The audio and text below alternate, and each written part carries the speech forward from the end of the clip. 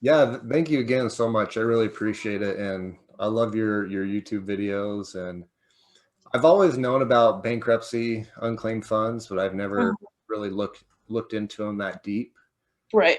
Um, but it's definitely a very niche market for sure. Yeah, it's pretty specific, but once you learn like the differences, you see that it's not so different than basically what you're doing already or what someone in state funds is doing, you know? Yeah, for sure. Yeah. Hmm. Before we kind of go over just kind of like the basic process, would you mind kind of sharing your backstory and like how you got into bankruptcy unclaimed funds? Yeah, I we actually share something in common. I studied criminal justice and I actually worked as a juvenile correctional officer right after college. Oh, I really? thought, I was like, I thought maybe I could be a criminologist, maybe study stuff. I was watching too much CSI and that type of thing. Well, I did juvenile corrections for a year, and I said, no, this is not what I want to do. I felt like I was in jail too, and I was like, these kids, I think someone else can handle this. So I was like, what else could I do that's related to the justice system, but that has nothing to do with corrections? So then I took the paralegal program, and I was like, okay, I could do this. I could do office work for lawyers. Mhm. So I was doing that for about 10 years. And then I'm like, lawyers are a different breed. You learn a lot, but I have the type of personality where I don't really like someone telling me what to do. It's all in the approach. I've always kind of had a strong mind. So I was like, maybe not so much. I stumbled on unclaimed funds, actually working as the bankruptcy specialist at a credit union in Maryland. I just stumbled on it. I was actually filing a claim for someone who owed us bankruptcy, they owed on a car loan. And I was like, why are these funds? You understand why there would be funds left over. And then I just kind of got into it. And I said, I think there's something to this here. And most people are not going to realize that it's here. So that's kind of how it started. And Wow. then I took the leap of faith, not knowing it was going to be a pandemic. It's like, I'm going to start my own business. And then Corona happens. And I was like, oh my goodness. But I just kept going and it all kind of snowballed. And basically, here I am now. Wow. Yeah. So you left your full-time job as a paralegal to go into this. I did. I had money saved. I knew that I didn't, there's nowhere to go from being a paralegal. I knew that I wasn't going to go to law school. My mind was not set on being in front of the judge. And I liked assisting. I liked organizing and doing the paperwork and the documents and just helping the clients. I didn't really like, the whole being, in the courtroom type thing. So I said, okay, I have some money saved. I'm going to try this. I'm going to work at my own pace. I joined a program that didn't work for me because it didn't have, the specifics that I was looking for to do this business. There wasn't a lot of information on bankruptcy unclaimed funds. I asked lawyers, they had no idea what I was talking about. Yeah. They're like, well, why don't you just file the case and be a bankruptcy preparer? And I said, no, that's not what I want to do. I'm talking about the outside of that. Because Yeah. you're already preparing the cases and clearly there's still money. So you're not doing something right. There's something that's missing here. Yes. So it was just kind of a natural curiosity, and it basically led me to kind of doing what I'm doing. And I did. I took a leap of faith. Sometimes that's really what it takes. Mhm. Yeah, and I mean, I did have some money saved, for that in case Corona happens. I was able to still manage until, I was able to get some deals. How have things been going with coronavirus? Have you still been able to file cases and get paid out? I think that first initial 2 weeks, there was a slowdown because for sure some of the courts were closed depending on what areas you were in. And then I noticed that they were giving updates like, okay, well, they're out of the office for a few days, but they're still processing it. So it is a little bit slower, but you can still reach the clerks. They're still there. Yep. And again, because the checks for bankruptcy unclaimed funds come from the US Treasury Department. So as we know, they're obviously working because they're doing stimulus checks Yep. and now with the IRS tax refunds. So they're still giving out the checks. So that is a good thing about that. It slowed down, but it hasn't completely stopped. Yeah. So yeah. That's awesome. That's Mhm. man, yeah, we share a lot in common. That's really cool. I Yeah. I actually worked at a boys' home for a little bit as well. So I've Wow. done the juvenile and when I was Mhm. a probation officer, we would have to go to court quite often. And it's really, I echo just kind of what you say, like attorneys are a different breed. Yeah. There's some really good ones, and then there's just some that are just like, they just don't care, you know, and you can yeah, tell the difference. And yeah. I've worked both. Yeah. And my sister's actually a paralegal as well. Oh, okay. So, and then, but your story too about just taking that leap of faith, like that's essentially what I did as well. You know, I was just like, hey, let's sell the house. We'll have some money to live on, and let's just see what happens. Right.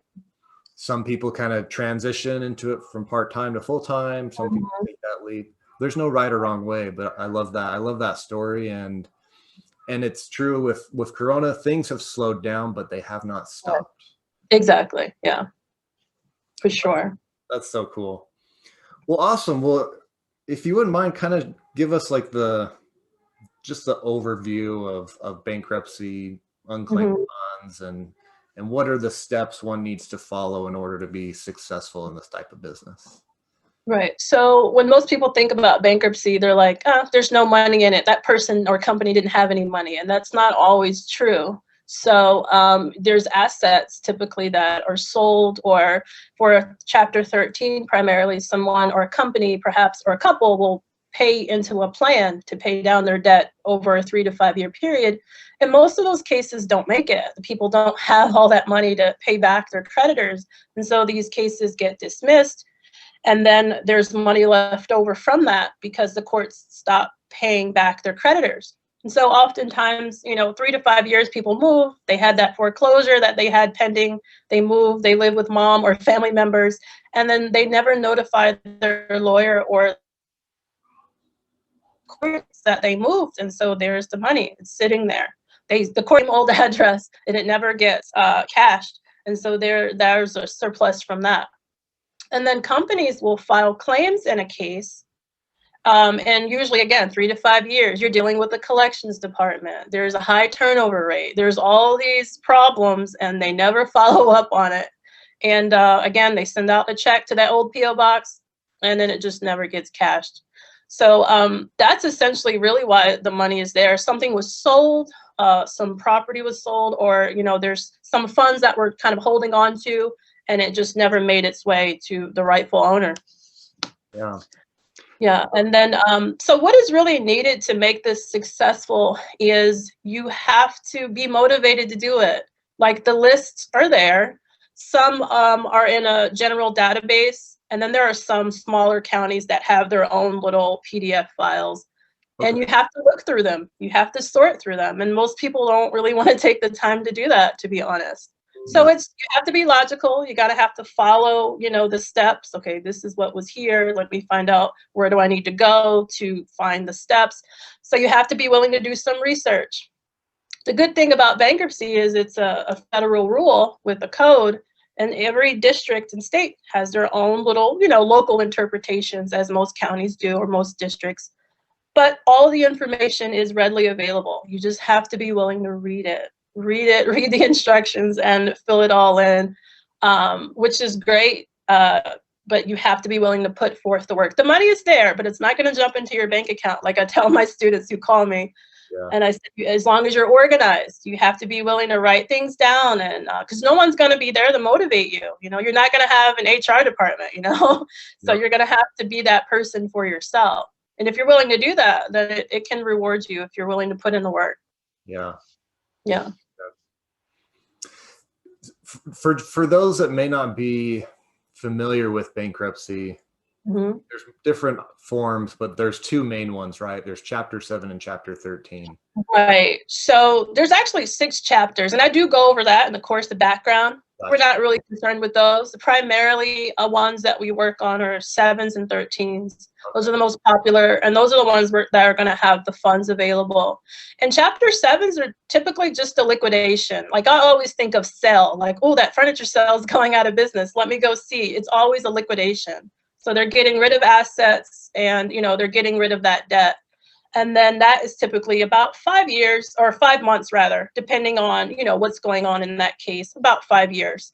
The Chapter 13 is, when they have more assets and they're able to pay back some of their creditors, and that's for a 3 to 5 year period.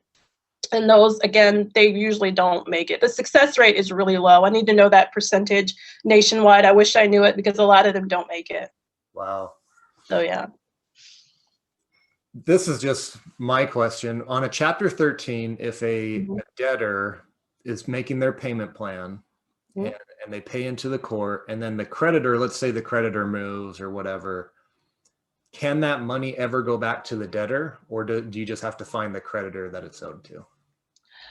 It's usually the unclaimed funds, it will tell you exactly who it goes to. So there's usually an order, and it will say that these funds go to the debtor, and these funds, or they will go to the creditor. So there's usually, it will tell you exactly who they're for. So you never have to wonder like, this money's here, but I don't know who it goes to. It will always tell you. Okay. Yeah. That's really nice. That's really nice, because with surplus funds from tax sales and mortgage foreclosures, if the homeowner has passed away, you kind of have to dig, kind of figure out, okay, who is this money going to go to? Right. Well, there are rare occasions, like the court is not always, like there could be a really messy case, and maybe they just kind of lump them all together. There are cases like that, but you're going to be charged a lot in trying to review the court docket, so you may want to stay away from that. But let's say like a major furniture store or fitness center went and filed bankruptcy, there could be a lot of people filing claims. And so in that instance, there may be some, gray area as to how much is what. But then you can just always notify the court and say, hey, this is public record now. I need you to tell me what's the breakdown here. So there's always someone that will give you that information. Again, but you got to be willing to do the work, Yeah. Yeah. So it sounds like step one is basically just, it sounds like, well, I know you go over this in your course. There's like databases you can go to. So that's where you find your leads. That's where you find the people that are owed the money. Right. And then once, and read the docket and see, okay, this money's owed to this person. And then obviously the next step would be to go reach out to that person, right? Right. So you have your skip tracing, and there's free ones out there, and then there's ones you pay for, as you know, and then it's just up to you which one you want to do.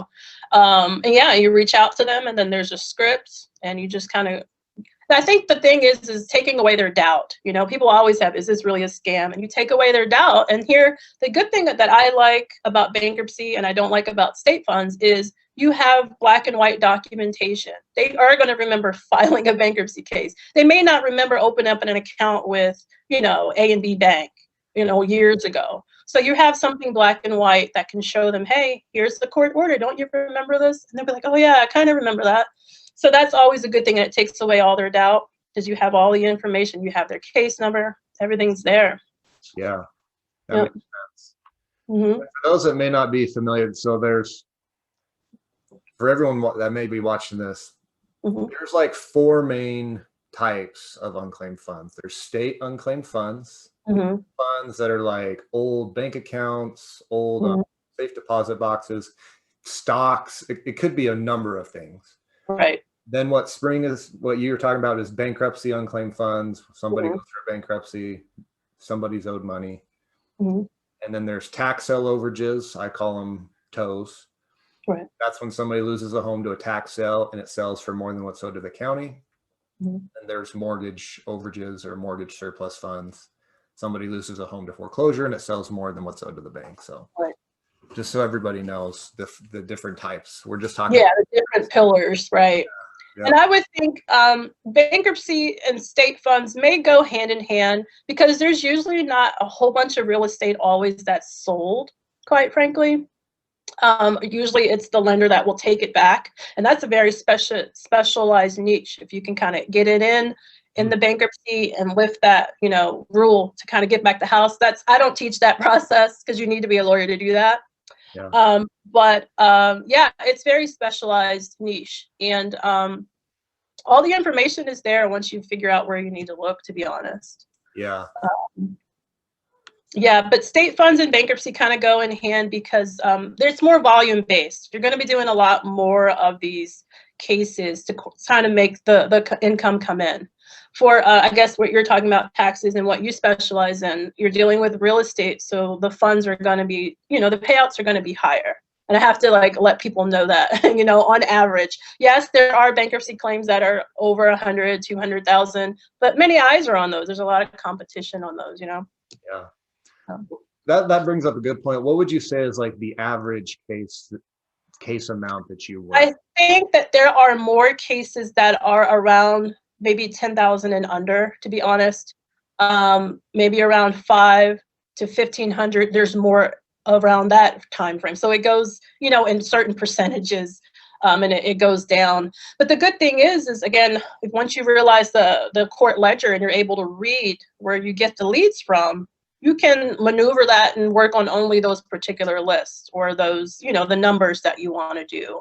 If you only want to focus in one area, you can kind of tailor the list to your liking, which is good. Yeah. Yeah. That's really nice about bankruptcy funds is the list is readily available. Mm-hmm. Tax sale overages, you can get lists, but surplus funds from foreclosures, I have to build my own list in a lot of areas. Right. And that's very time consuming. Mm-hmm. Yes, the payouts are bigger, there's larger overages. But what you said is dead on. Like, of all the foreclosures that happen, Mm-hmm. the majority do go back to the bank. The majority of foreclosures do not sell to a third party. Right. Therefore, they don't generate an overage. Mm-hmm. Probably a third or less of foreclosure. Right. So, but I like that. I like with bankruptcy funds, the list is readily available. Yeah, the list is readily available and you get the funds directly. That's what I teach you. And the funds they come exactly from the Treasury Department, which is nice. So if you're, trying to figure out, oh, how am I going to get paid? Is it going to say in care of? You won't. And the good thing is you're dealing with federal funds, so you can get an electronic transfer depending on which area you're in, which is nice. Really? So yeah, you can get an electronic fund transfer. I've gotten that. I had a student that worked Puerto Rico claims because she spoke Spanish, and she got an electronic fund transfer on all of hers. So you're tasked with making sure you take out your percentage, and then you're giving the clients their portion, which is good. It's nice. So again, you have to be organized because you got to remember, what percent did I charge them again? And that's all in, kind of the basic fundamentals of being organized and going after it. But that's a plus for sure. Yeah, I didn't know that. We've always just gotten a paper check for our funds. So to just have it directly deposited in. Yeah, direct deposit, just like you would like a regular tax refund. And there are some districts that probably will still only give you a check. Like I've gotten checks too, but then there are some that will give you, and you can always call the clerk and they'll tell you exactly, hey, you need this form for this fund transfer, or we only give you a check. But either way, as long as you get it directly, that's all that matters, because you don't want to become a collection agency, right? Right. That's not the goal. So. That's awesome. So you get your leads, you skip trace them, you reach out to the folks, say, hey, this is how I can help you. This is my service. This is what I charge. Mm-hmm. And then I imagine you just send over some sort of agreement for them to sign. Right. So you send over that contract that you need, and you mail it, and I give, a template for that. Now there's, local things that I'm not going to know because I haven't worked in every district. So you always want to make sure, you have a second pair of legal eyes, look at the contract to make sure you can use it, in that district. But outside of that, that's really it. And the good thing is with these bankruptcy unclaimed funds, you don't always have to have an LLC. You can do it as an individual. Now, it makes good for marketing purposes and for tax reasons to have an LLC. But just starting out, if you want to get your feet wet, you can do it as an individual.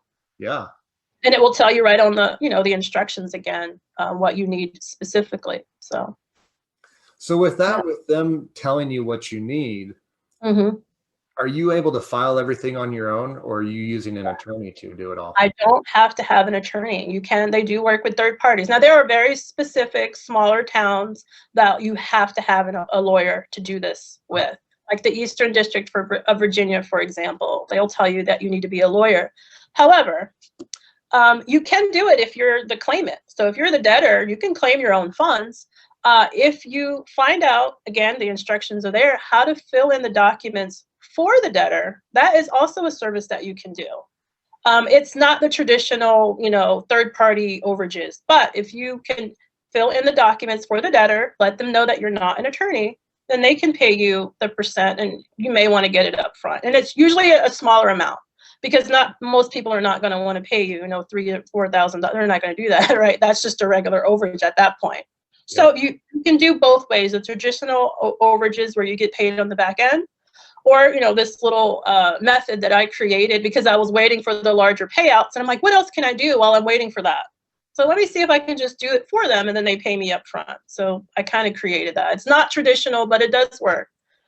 That's an option. That is a golden nugget for everyone listening, is because that's just a different way to do the business. And what you're saying is, I've done that, not a lot, but so like in my business, it's like, hey, we'll do the work for you. We take a percentage when it gets paid. Right. Anywhere from 30 on the average, but the other way that you're saying is, hey, you don't want to share a percentage? That's cool. Do you want me to fill everything out and you do the work? And that's cool, because then you don't have to wait that 3 to 4 months or whatever it is. I don't know what it is for bankruptcy funds. But you get paid up front for helping them file their own claim. Exactly. And and as long as they have the instructions and they know the process, then you're good. I actually did that on a case once. I had a guy who, he was actually an attorney in a state case. He lived in Montana. This was in Utah. And he's like, I know what I need to do. Thank you for reaching out. Right. I don't think we're going to need your services. And I was like, yeah, like, you're an attorney, you know what to do.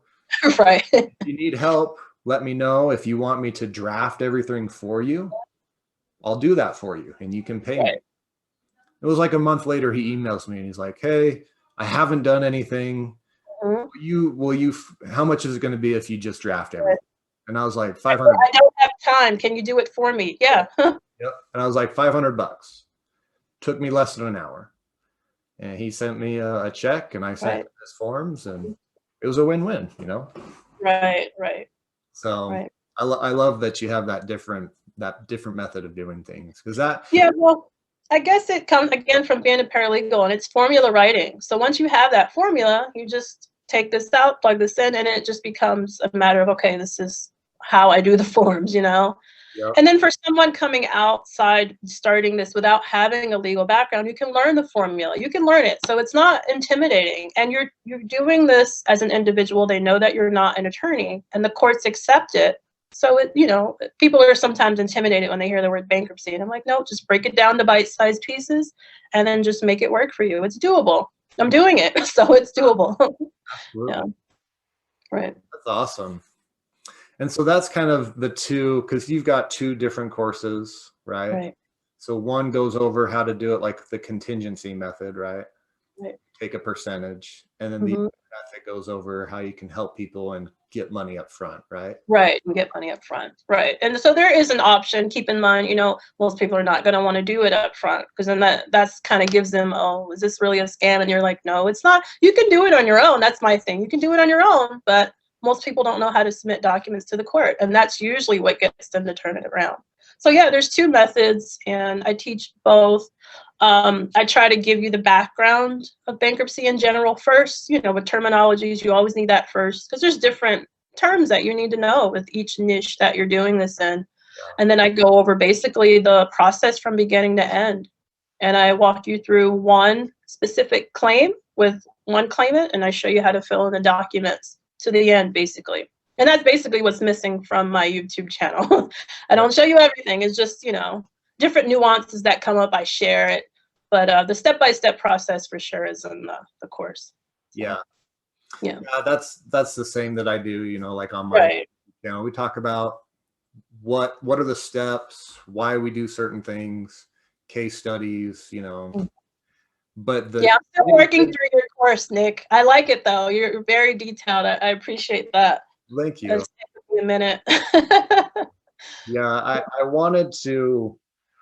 It's hard, like, as you know, even with bankruptcy, even though it's federal, every little jurisdiction has their own little their own way of doing it, right? Yeah. And then there are some judges that may have a different interpretation of the forms that you're using. Yes. So that's a case study that I'm going to be reviewing. Massachusetts, for example, is unique. So I'm going to have to, at least I'm letting people know as I find out, hey, I actually work there. This is what you should look out for, So there's always something. that you have to learn, which is good. It keeps you on your toes, you know? Yep, for sure. Yeah. But if you know the step-by-step principles and how to execute them, you can do it anywhere. Right, exactly. Yeah, you could pick it up, and if I wanted to move to Georgia, which I really want to, I could, and I could just pick it up and go, and just work them there, or even nationwide. It's how you it's a tool, and you use it how you want, you know. Yeah. Uh, Can as long, you don't have to, you're not limited to your geographic area, right? You could work this virtually. yeah, anywhere. I think that there are actually claims in the U.S. Virgin Islands. If you wanted to work, they're not that many, but I'm just saying, Hawaii, Puerto Rico, they're all over. They're nationwide. Some districts have, you know, California. Obviously, there's so many people there. There's 4 districts. It's so big. Yeah. Texas. There's some that are just massive, Yeah. and then there's some maybe like Wyoming, a big state, but there's just very little in that area. So you'll find, you know, your own niche in your area. Yeah. Obviously the more people there are, the more claims there's going to be. Right. That's the same in my niche as well. It's like Mm-hmm. more people there are, the more foreclosures there's going to be. Right. But even in the small areas, there's still little golden nuggets to be in every county across the country. Yeah. But that's cool too. I didn't know you could. I'd never thought about, you know, Virgin Islands, Puerto Rico. Yeah, the U.S. territories, their system may be a little bit slower. Like Puerto Rico, for example, I think they're looking for a bankruptcy judge. So they're very slow. But hey, if you are bilingual and you speak Spanish, maybe that's a specified niche too. For, you know. That's very true. I've done a couple Spanish deals for surplus funds. Right. I speak a little bit of Spanish. I speak Gringo Spanish. For sure. I speak enough to understand, and then I'm like, wait, you're speaking too fast. I can't say it back, so I'm at a loss. I can understand you, but I can't say it back. Yeah, and it really depends where they're from too. Yeah. Like if they're from Mexico, I'm good. If they're from Puerto Rico. Yeah, it's a little bit slower in like Mexico and that area. But yeah, Dominican Republic, Puerto Rico, I'm like, that's way too fast. I can't. You got to slow it down. Yeah, for sure. Well, cool. So just to kind of recap, it's very similar. You get your leads from the database, you skip trace them, you contact them. Are you making mostly phone calls? Do you use email, text, all of the above, letters? I use all of the above. I just started using that easy marketing tool for the text messages. And so far, so good. I think I just need to do more of it. I do all. Sometimes I send out flyers and do the old-fashioned way. Because there are days I just don't want to talk to people on the phone, to be honest. So I will send a text message. I will email them. Depending on if I see a current address or not, and maybe the number is bad, then I'll just maybe send out some mail. But you know, mail can be expensive. So the quick step method is always calling them first, you know? Yeah, that's the fast way. Yeah, it's a natural way.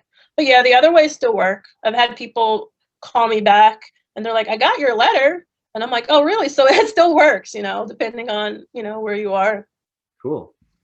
Well, awesome. So then you contact them, tell them your service, send them over the forms, they sign them, send it back, and then you file their claim. And you do the rest of the paperwork. And depending on if you're doing it as an individual or you have a company, an LLC, you may need to add some additional documents. But again, the good news is the information has it on there, the instruction packet, it's there. So, you know, and for each district is slightly different, you know, with their forms. But you're never not going to know what you need, basically. And even if you miss a step and you miss something out of the packet and it gets mailed to the clerk, they're going to tell you, hey, Spring Solutions, I need this form, or this is not clear. Can you send this again? So you're never not going to know what's going on. And that is a great thing. Now, they may not be friendly in telling you because you're dealing with government workers here, but you're always not going to be in the loop. You're always going to know what's going on. I like that. Good. Yeah. Awesome. And then from the time you submit a claim, how long are you usually waiting? You know, there's some districts that are quick, like the Western District of Missouri, for example, is like I mailed the document in, and 3 days later, I saw that I already had a court order. And so I was just waiting on the check at that point. And then there are some that are extremely slow, like Massachusetts and certain districts. Certain districts are extremely slow. On average, maybe 4 to 6 weeks or longer. And you can always get a ballpark from the clerk and say, hey, how long does this really take? Now, keep in mind, if you're missing documents, things are not clear to read, then obviously that's going to slow up your process. But on average, I would say about 4 to 6 weeks usually. And keep in mind, you can get that electronic fund transfer too if that's that district that allows it. So that's really nice, especially with inclement weather and there's stuff going on. You can do all your other banking at home. You got a mobile app. Go ahead and do that. You got business checks to write that to the, the client. Everything you can take care of from home if you need to. Wow, that's awesome. Very cool. Yeah, that's a lot. That's usually faster. The fastest I've gotten was about 60 days, but on average, surplus funds and tax sale overdue is about 3 to 4 months. Yeah, faster. But yeah, you're dealing with larger sets of money too, mostly on average. So it's worth maybe worth the wait. But yeah, it's all about volume here. But again, it's doable, and it's something that you can do if you put in the work, basically. Cool. And you really understand it. Awesome. Yep. Well, that's so cool. I appreciate you, because this is, people ask me about bankruptcy surplus funds, and at the end of the day, like, I know what it is, but I don't have experience doing it, and I only teach what I have experience in. Right, me too. And so I appreciate you coming and sharing your knowledge. And tell us again where your YouTube channel is so people can check you out. Yeah, so it's Spring Solutions LLC on YouTube. I have a Facebook page, not a group yet, because I'm still solo and I'm doing this by myself, and that'll be one more thing that I may add later. But yeah, all the links to the course are just more videos, information. If you're still trying to figure out if this is for you, just check out my YouTube channel. Okay. My email address is springsolutionsllc@gmail.com. So you can send me an email and I will respond to you, I promise. And that's basically how you reach out to me. Cool. Yeah. We can get a link to your course to post down below as well. Yes. Perfect. Yeah. Awesome. Yeah, so the link will be there. And again, if you have any questions about anything, just let me know. Email me. Cool. Yeah. But thank you so much, Nick. I really appreciate it. With you not knowing it, I'm like, he's actually a mentor. You're a mentor. You don't even know it. I'm like, oh, he seems like he really has a good grasp on what he's doing. Let me kind of watch and see and watch and learn. So yeah, hopefully when I finish your program, I'll be back to do a testimony for you when I figure out your system and how it works. So I would love that. Yeah. It's a lot to go through. Just, take time. But if you're having success in this, just keep doing what's working for sure. Yeah. Okay. Right. Don't stop doing what's working. Right. Because that's